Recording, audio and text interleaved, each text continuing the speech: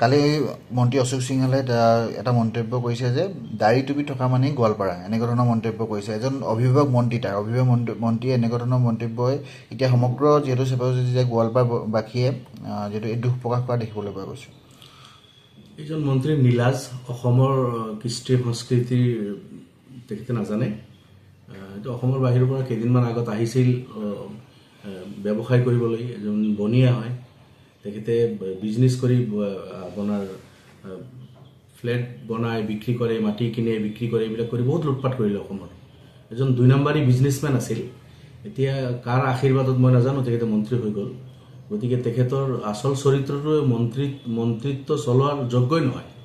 এজন মানুহ মন্ত্ৰীত্ব চলোৱাৰ যোগ্যই নহয় আৰু অসমৰ হাতামপুৰিক ঐক্য সংহতি ভাতৃত্ববোধ অসমৰ বিভিন্ন জাতি জনগোষ্ঠী ধৰ্মাৱলম্বী মানুহৰ যি আমাৰ মিল মিলাপ আছে এই কথাখিনি তেখেতে নাজানে হিদিনা অসমৰ বাহিৰৰ পৰা অসম লুটিবলৈ আহিছিল অসমক কিছুদিন লুটিলে বিজনেস কৰি দুই নম্বৰী বিজনেস কৰি বহুত লুটিলে মন্ত্ৰী থাকিও দুই নম্বৰী বিজনেস কৰিলে লুটিলে সুপাৰ সাকাৰৰ নামত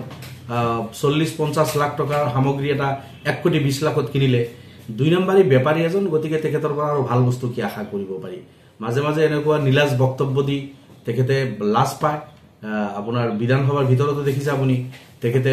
নিলজ্জভাৱে বহি থাকিব লগা হৈছে দুৰ্নীতিৰ বিৰুদ্ধে তেখেতৰ বিৰুদ্ধে অভিযোগ আহিছে তেখেতে মাতিবৰ সাহস তেখেতৰ হোৱা নাই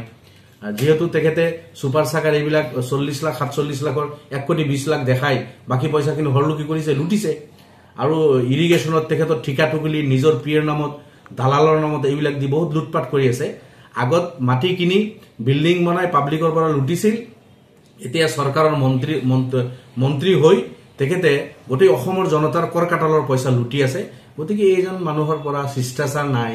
যিজন মানুহৰ ভদ্ৰতা নাই যিজন মানুহ অসমৰ সংস্কৃতি নাজানে গোৱালপাৰা সংস্কৃতি নাজানে গোৱালপাৰা যিটো বিভিন্ন জাতি জনগোষ্ঠীৰ ধৰ্মাৱলম্বী মানুহ তাতে বসবাস কৰে ৰাভা হাজং গাৰো বড়ো মুছলিম